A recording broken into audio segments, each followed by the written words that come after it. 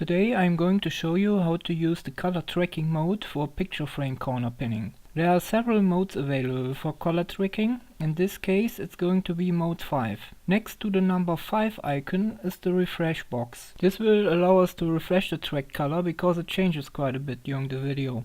Instead of starting tracking at the beginning, we start at a different frame in the video and check the box Start at Chosen Frame.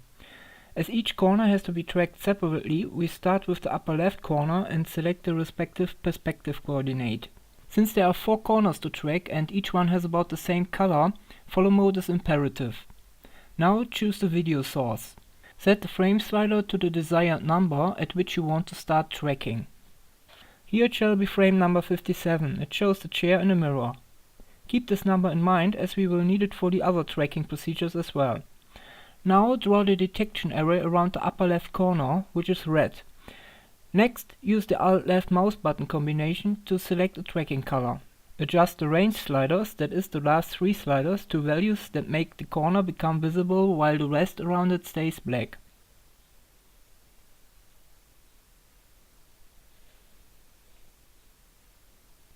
When ready, click a key to start tracking. You can see that tracking is really fast, so in a moment we will already be doing the same procedure with the upper right corner.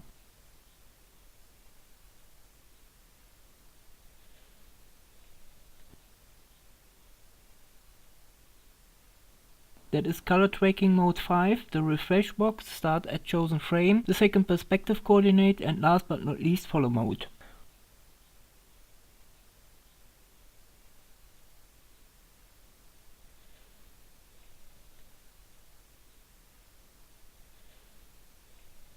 Again, after choosing the file, scroll the frame slider to frame 57.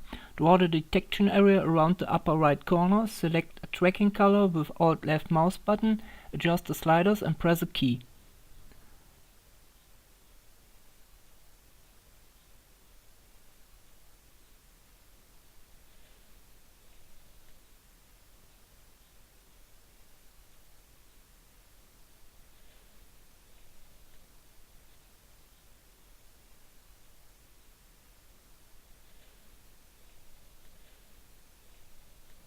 Same goes for corner number 3, which will be tracked in this scene.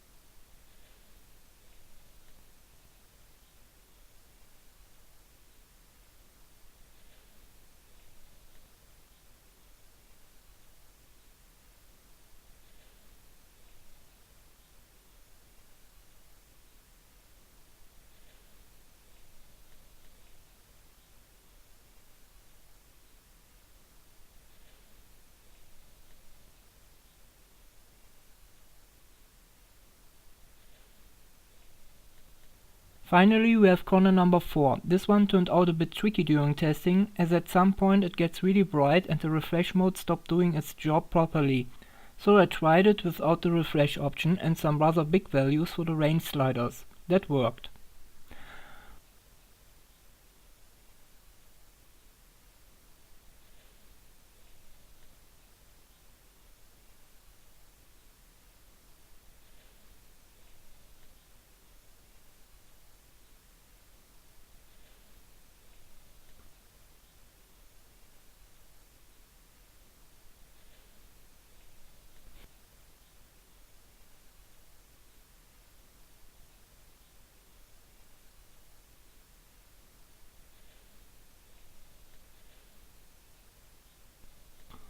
Now we are finished with tracking and the 4 coordinate files pers1.bin to pers4.bin have been created.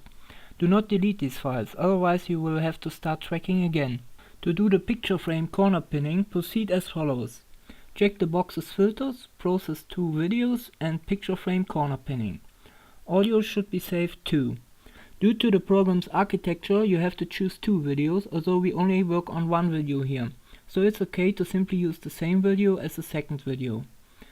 As you remember, we wanted to start corner pinning at frame 57, so we have to tell Centertracker to not apply the respective filter, that is the dissolve filter or filter number 16, to the frames up to that frame 57.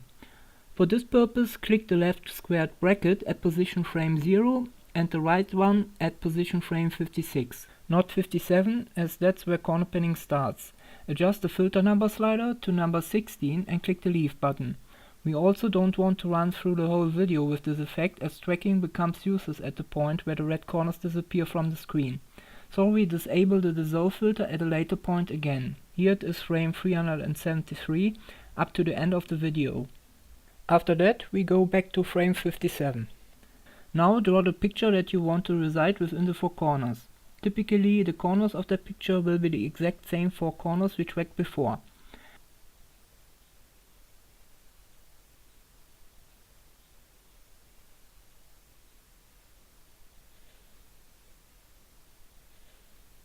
Next, adjust the dissolve slider to value 255 so the picture will become non-transparent in the output video.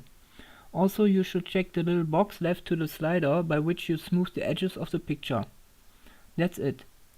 To start rendering, simply click a key, choose video compression and the file name, and let the computer do the calculation.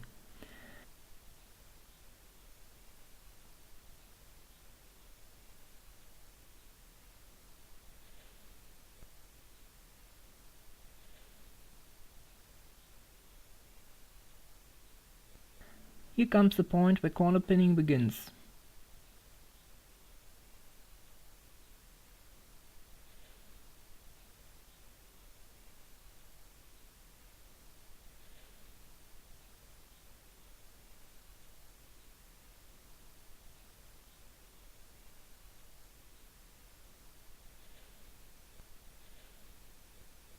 And here's where it ends.